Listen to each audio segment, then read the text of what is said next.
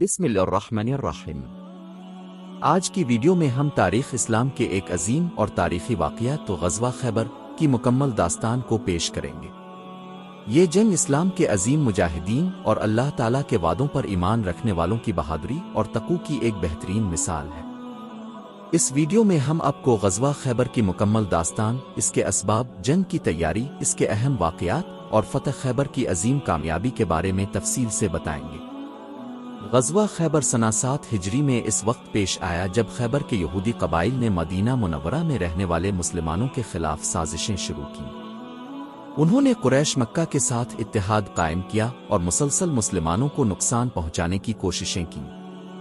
رسول اللہ حضرت محمد مصطفیٰ نے ان سازشوں کا خاتمہ کرنے کا فیصلہ کیا تاکہ مدینہ کی ریاست کو محفوظ رکھا جا سکے۔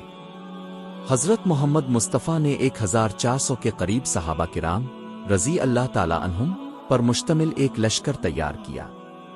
یہ لشکر تقوی، صبر اور اللہ کی راہ میں جان دینے کے عزم سے بھرپور تھا۔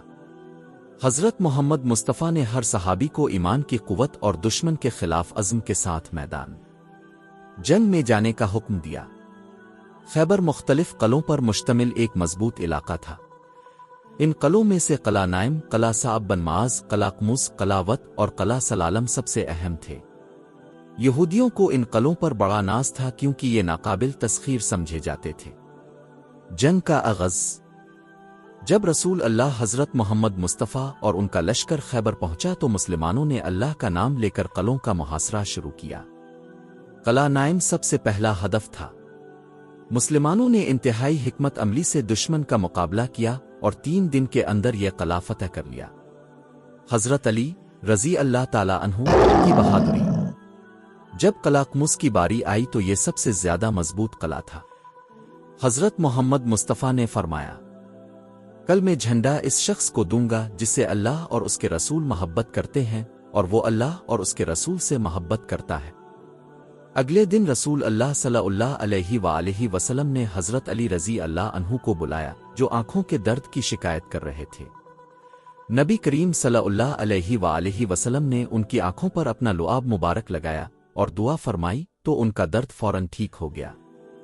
پھر اب صلی اللہ علیہ وآلہ وسلم نے حضرت علی رضی اللہ عنہ کو جھنڈا عطا کیا اور خیبر کے قلعے کی طرف روانہ کیا۔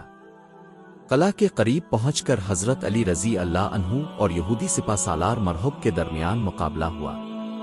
مرہب نے اپنی بہادری اور طاقت کے دعوے کے ساتھ میدان میں آ کر رجز خوانی کی۔ خیبر کو معلوم ہے کہ میں مرہب ہوں، اسلحے سے لیس ایک ماہر اور تجربہ کار جنگجو۔ حضرت علی رضی اللہ عنہ نے مرہب کے چیلنج کا جواب دیا اور فرمایا، میں وہ ہوں جسے میری ماں نے ہیدرہ کا لقب دیا۔ پھر دونوں کے درمیان سخت مقابلہ ہوا جس میں حضرت علی رضی اللہ عنہ نے مرہب کو ایک ہی وار میں قتل کر دیا۔ اس کے بعد مسلمانوں نے قلعہ قمص پر دھاوا بول دیا اور اللہ کے فضل سے قلعہ فتح ہو گیا۔ قلعہ قمص خیبر کا سب سے مضبوط قلعہ تھا اور یہودیوں کی سب سے بڑی فوج یہاں موجود تھی۔ اس قلعے پر کئی دن تک سخت محاصرہ جاری رہا۔ بالآخر حضرت علی رضی اللہ عنہ کی قیادت میں اس قلعے کو فتح کیا گیا۔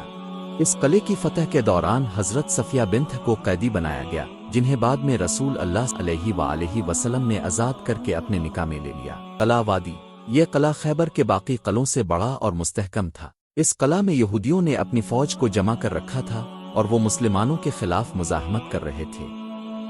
اس قلعہ کی جنگ میں نبی صلی اللہ علیہ وآلہ وسلم نے مسلمانوں کو صبر و استقامت کی اہمیت بتائی۔ بالاخر اللہ کے حکم سے مسلمان قلعہ وادی کو بھی فتح کرنے میں کامیاب ہوئے۔ قلعہ کلب خیبر کا آخری قلعہ تھا۔ اس قلعہ کی دیواریں انتہائی مضبوط اور بلند تھیں۔ یہاں کی لڑائی بہت سخت تھی لیکن اللہ کے حکم سے مسلمانوں کو کامیابی حاصل ہوئی۔ حضرت علی کرم اللہ وجہہ کی قیادت میں مسلمانوں نے اس قلعہ کا بھی محاصرہ کیا اور آخرکار اسے فتح کر لیا۔ غزوہ خیبر کی فتح مسلمانوں کے لیے ایک بڑی کامیابی تھی کیونکہ اس کے بعد یہودیوں نے مسلمانوں کے ساتھ معاہدہ کیا اور خیبر میں موجود زرعی زمینوں کو مسلمانوں کے لیے چھوڑ دیا۔ اس جنگ میں حضرت علی کرم اللہ وجہہ کی شجاعت اور بہادری کو خاص طور پر سراہا گیا اور یہ واقعہ اسلامی تاریخ میں ایک سنہری باب کے طور پر یاد رکھا گیا۔ خیبر کی فتح نبی صلی اللہ علیہ وآلہ وسلم کی قیادت، صحابہ کرام کی قربانی اور اللہ کی مدد کی نشانی تھی۔ جس نے مسلمانوں کی طاقت کو مزید مستحکم کیا اور انہیں اللہ کے راستے میں جدوجہد جاری رکھنے کی ترغیب دی۔